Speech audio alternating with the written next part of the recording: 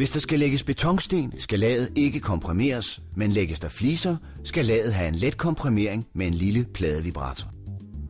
Som med kantblokkene bør man planlægge arealet, så der kommer så få tilpasninger som muligt, og samtidig sørge for, at de tilpasninger, der kommer, placeres, hvor de er mindst synlige.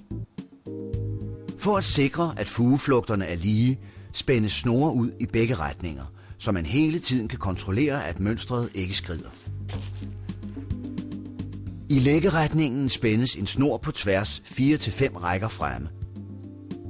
Placeringen findes ved at bruge stenens modulmål og gange det med 4 eller 5. Det frarådes at anvende fiberdug under stenene, da det giver en ringere belægning. Stenene udlægges med ensartet fuge, som skal være 2-5 mm. Denne fuge kommer helt automatisk, når snoren er placeret efter modulmålet. I tværretningen kontrolleres, at det ønskede forband overholdes.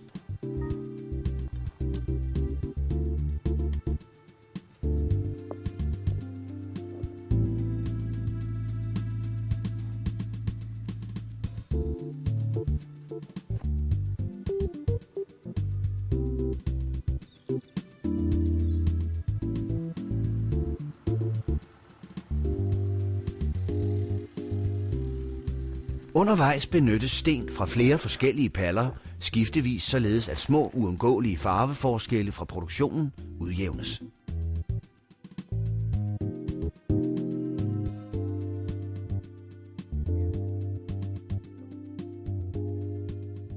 Når alle 4-5 rækker er lagt, flyttes snoren igen 4-5 rækker frem.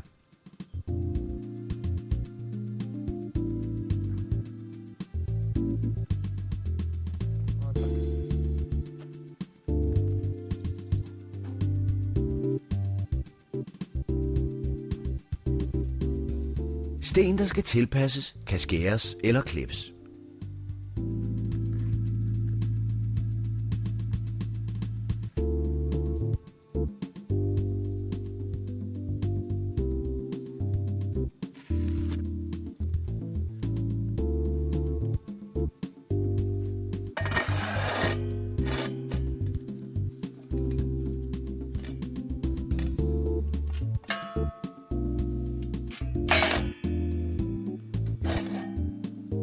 Den klippede kant slås let, hvis de øvrige kanter også er slået.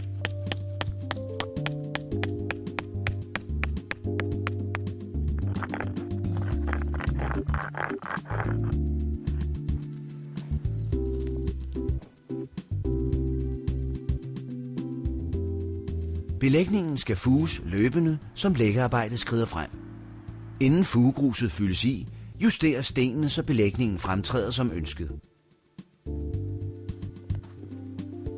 Der bør benyttes ovntørret fugegrus, da det er nemt at feje ned i fugerne.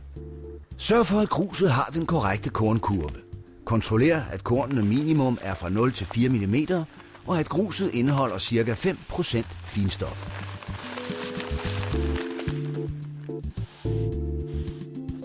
Fugegruset fejes ned i fugerne ved at feje diagonalt på stenene.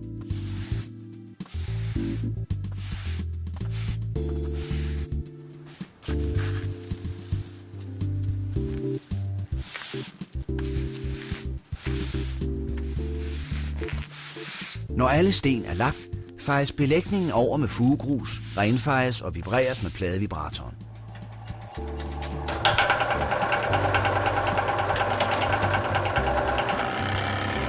En pladevibrator på ca. 200 kg med en frekvens på minimum 90 Hz er bedst egnet. Stenene vil herved sætte sig, så de er ca. 5 mm over kantblokken. Der vibreres en gang på langs, hvorefter der efterfuges om nødvendigt og renfejes. Herefter vibreres belægningen en gang på tværs, der vibreres med 50% overlapning.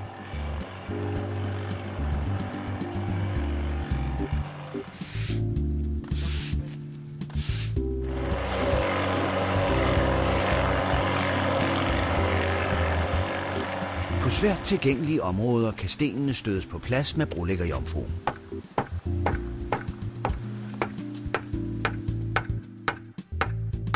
Til sidst kontrollerer man med en retskinne, at belægningen er jævn og ligger 5 mm højere end kantblokkene.